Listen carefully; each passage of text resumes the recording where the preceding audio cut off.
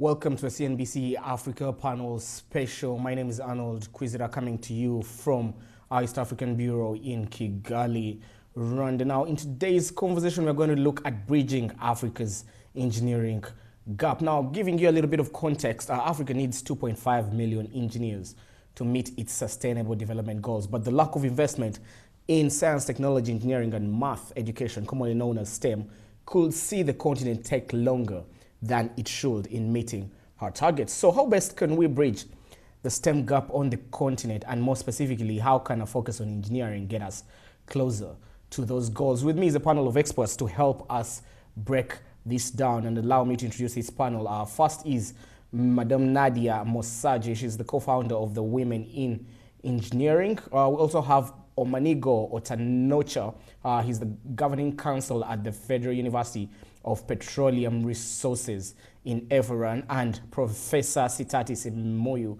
He's the Dean of School of Engineering at the Moi University in Nairobi, Kenya. Thank you for joining us, lady and gentlemen. I want to start with you, Nadia. You've had that question. How best can we bridge that gap? Thank you so much for having me. And for us at Women, we completely believe that it's not just a one particular challenge. We have to look at the entire engineering resource talent pipeline and think about how is it that we create sustainable interventions at each stage. So it starts, interestingly enough, with young kids. So how is it that we get kids more aware around STEM and get excited around STEM careers, from the time they're in primary school already, to how is it that we support university students to be able to transition into the careers around STEM. And then within industry, when they get into industry, how do we retain these critical skills on our continent? And then at an industry level, how is it that we create more entrepreneurs and innovators in the industry to be able to grow our economy? So for us, it's really holistically to look at the pipeline and make sure we have targeted interventions at each stage. Bringing you to the conversation, Mr. Omanigo Otanocha, you've heard Nadia's remarks. How best can we bridge that gap and meet those SDGs? Oh, thank you so much. For us at the Federal University of Petroleum Resources, FUPRI for short, we have a program with support of the Royal Academy of Engineering in the UK. We run a program on biogas for sustainable energy and off-grid power. And this helped us to build a lot of in-country capacity in terms of capacity building and utilization. And it was domiciled in the Department of Mechanical Engineering. And what we did was to form an interdisciplinary team that responded real time to the challenges of using organic waste, which causes a lot of environmental problems. So even though we're engineers, what we did was to have a consortium of interdisciplinary faculty to tackle the issue. So by extension, what we did was to get in touch with the secondary schools, using students who are undergraduates as kind of facilitators of learning, bringing in the science that has to do with how organic matter emulsifies and then generates a gas which can be used for energy purposes. So what we did was to actually show the outcomes of what the real outcomes, so that the students and also the pupils in primary schools can understand what they are learning at the level of science, technology, and engineering, mathematics, so that they can see the impact of how it affects society and development in our country, Nigeria. Professor Sitati, bringing you into the conversation, what has been the biggest challenge thus far in trying to get more African students into engineering-related courses?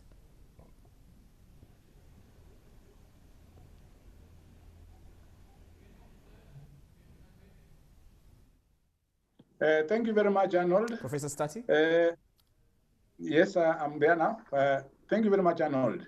Engineering in itself is a challenging field where a lot of investments have to be put in it. And also we have to interest quite a number of people to come in, especially the female. And therefore, there have been that deliberate effort to interest the students from all the way from the schools so as they can choose engineering and come in. There also have been efforts to equip the universities so as they can be able to take more students in and train them. Well, on the other hand, we thought that for us also to make impact and attract more people, the engineers who are trained must be seen to be doing good work so as they can entice the younger people to be like them. And therefore, it was necessary that we also need to retrain our staff so as they can also be able to tackle industry problems rather than the traditional way of just teaching in the university. You'll find that quite many years we've been having a disconnect between the industry and the universities, and therefore that gap has been there, and the universities have been yearning so much to be in the field so as they can bridge their gap and also have good connection with the industry to solve real problems in the industry. Therefore, we were so happy when we saw the program from the Royal Academy of Engineering giving us an opportunity to have our staff bridge this gap and have connections with other universities through the HEPSA program. And we have had a chance to attach our staff to the industry and picked up projects which the students are doing, and therefore enabling us to bridge this gap and work together with the industry. So that is a very critical. Nadia, bring you back into the conversation. Sorry there, Professor Stati. Nadia, bringing you back into the conversation. Professor Stati talks about there being a gender disparity gap.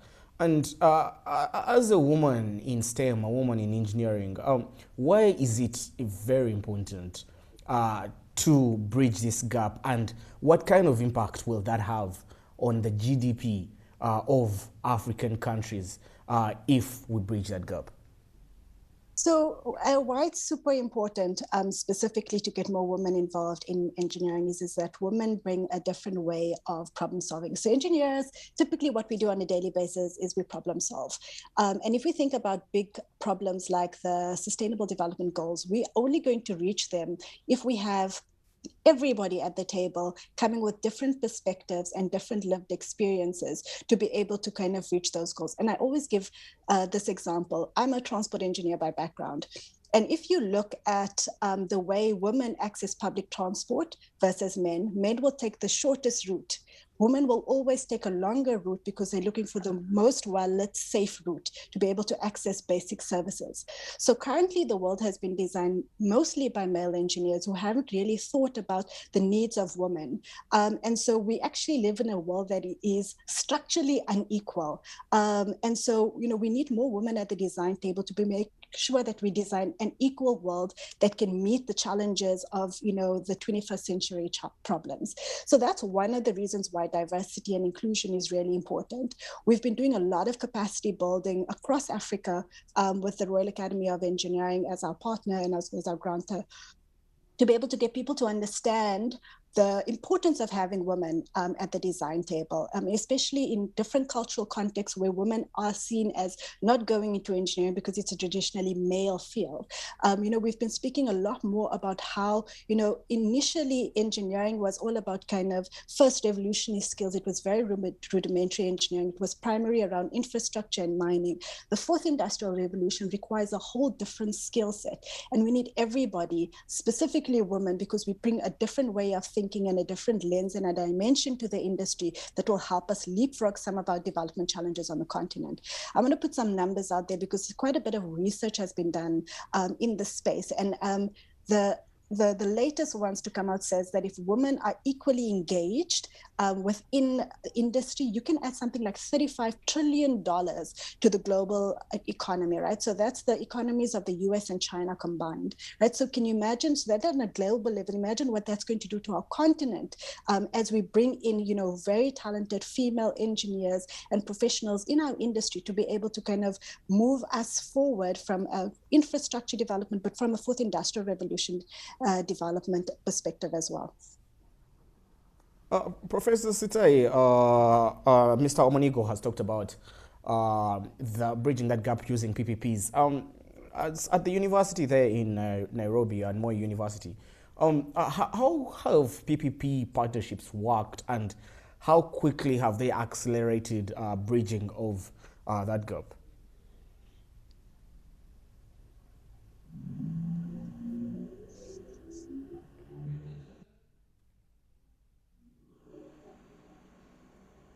Thank you, Arnold.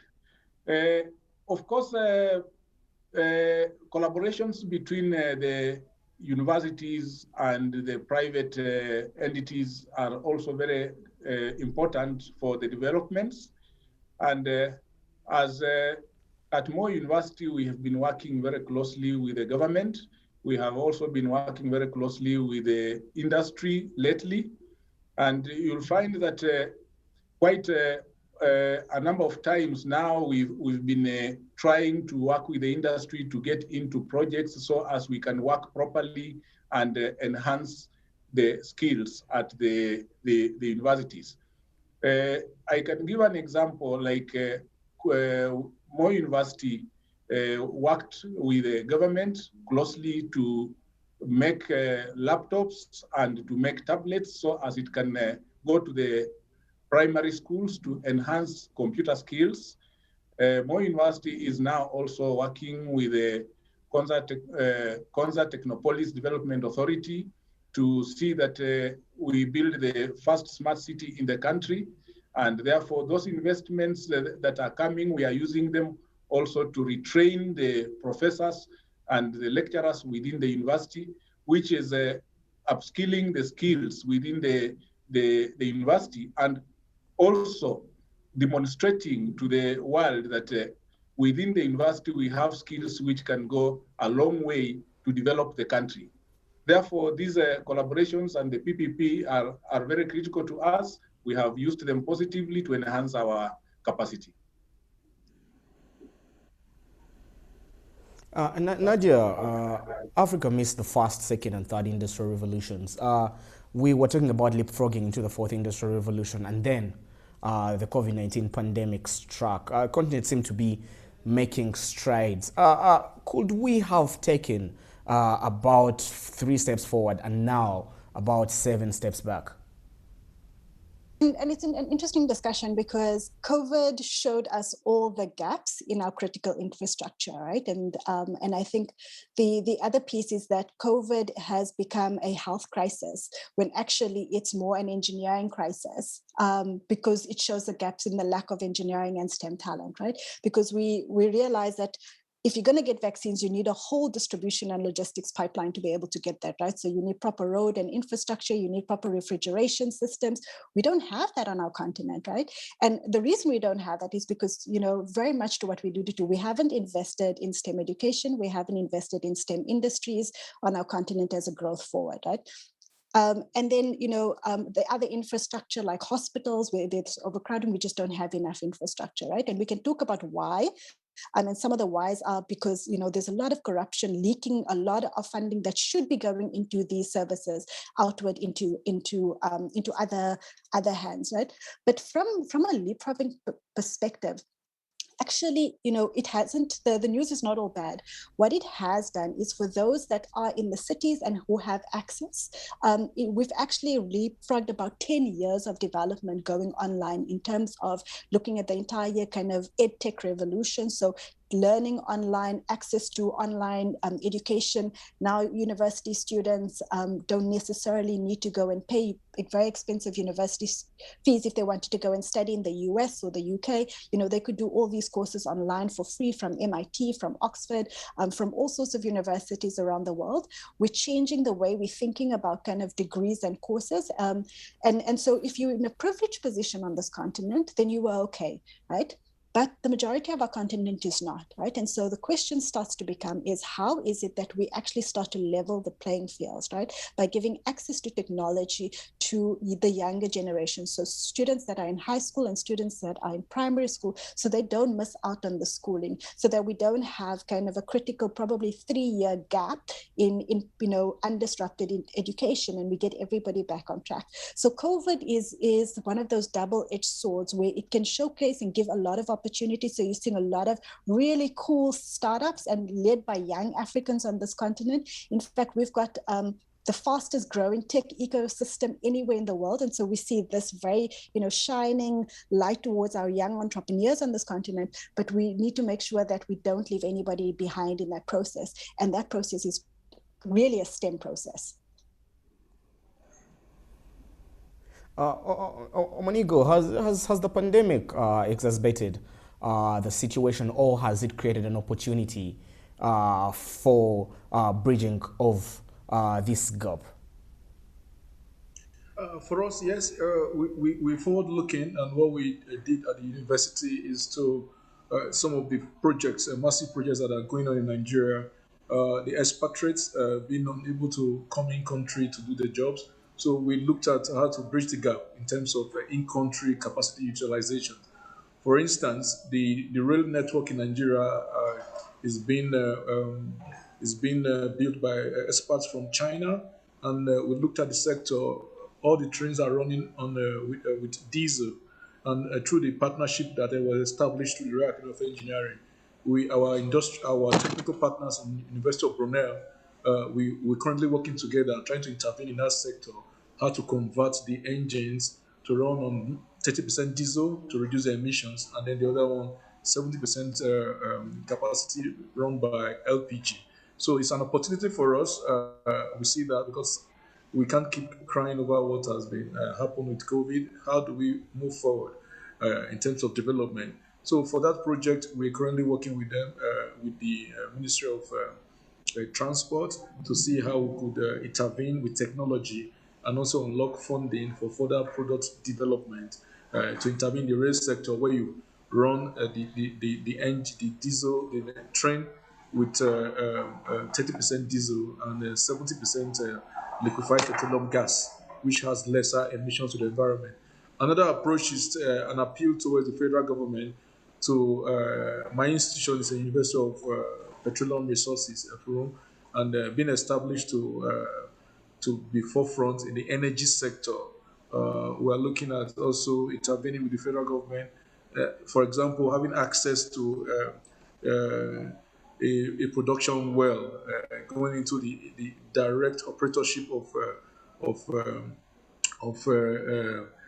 oil well, and also an integrated approach in the sector, such that we are involved in both the downstream and the upstream sector. For example, in the upstream sector, production of in-country production of petroleum products, and also working on engines, lightweight engines that can have less emissions while making available petroleum products in country. Currently, we are importing. That means we export petroleum crude oil abroad, gets refined, and then it's taken back to the country. So my governing council is at the forefront, see how we can use this, and most of these are multinationals. So, and because of the COVID, they've downscaled, so most of them are working from home now, up to about 50% of their workforce. So that is a gap, and we're currently trying to engage with the federal government, where we can have access to this field and do an integrated approach where our students can directly be trained in the field and then use capacity within. So on the whole, we are forward looking, we are hopeful, and we are looking forward to close the gap and see this or that. My students also, again, through the support from the Royal Academy, we won a grant, and they were able to do use local materials to produce ventilators in the university. Final year students, an average of over 18 to 20 years old students who produce a ventilator from local resources, because buying a ventilator outside the country is expensive, and because of this spike in COVID-19 scenarios all over the world, importing became a problem, shipping and others. So what we did was to use local materials and do cheap ventilator that's affordable in case the cases spiral out of control. Thank you, Mr. Monigo. Professor, starting your closing remarks, what is the way forward?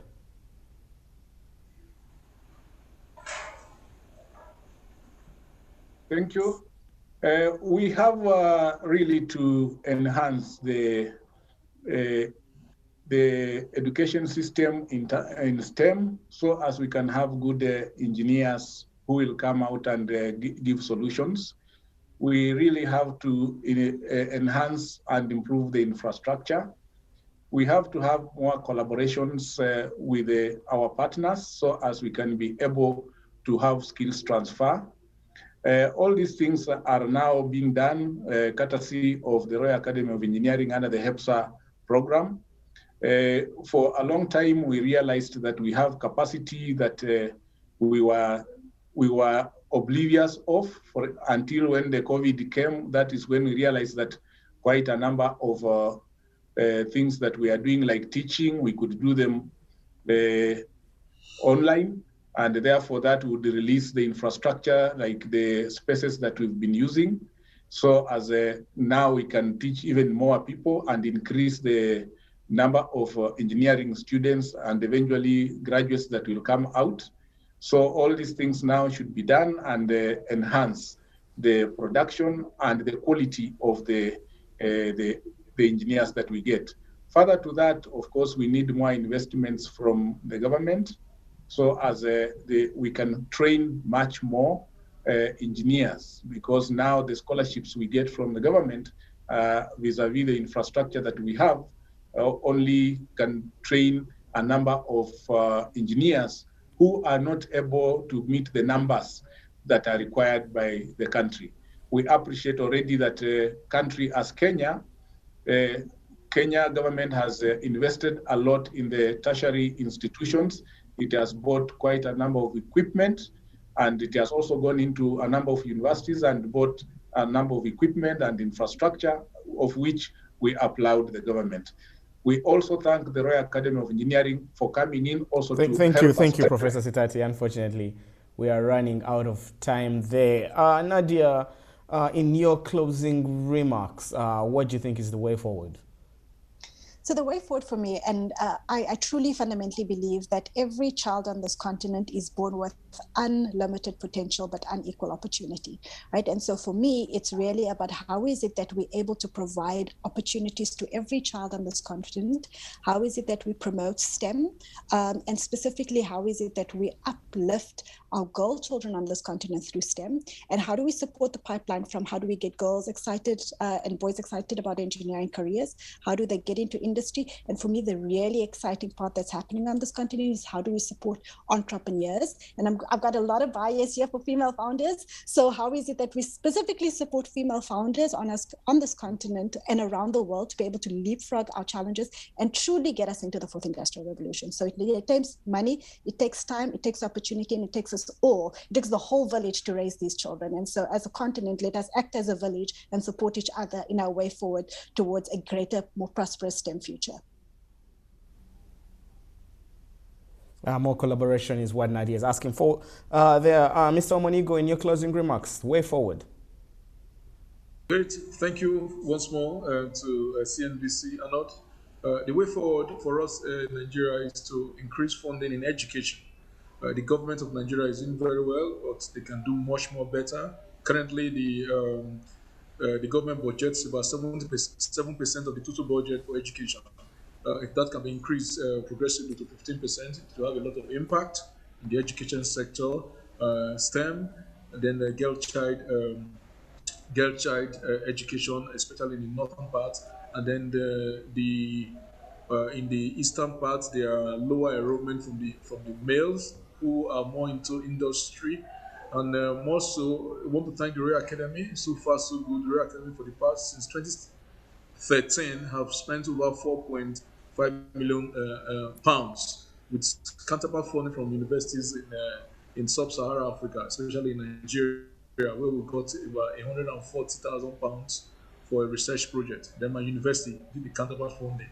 So the government of Nigeria has instituted things like tertiary education trust fund, but more needs to be done because they are involved in infrastructural development, and most especially this COVID period where most of our institutions have to go online. So there's need for training and then local content development and utilization in terms of ICT for deployment and also for practical demonstration of some of the engineering skills, which since COVID now, it's difficult for them to meet in workshops in large numbers. So there needs to be innovations in that direction where they can use virtual learning and also get the required learning that they need to, outcomes that they need to get from such kind of training. So thank you so much. That's what we believe should be done. And then this country will leap forward and also create more engineers and close the gap so that we have lesser, out of the 2.5 million that is needed. We hope that with proper education and funding, more engineers can be trained, and then in-country utilization, and Africa will develop further.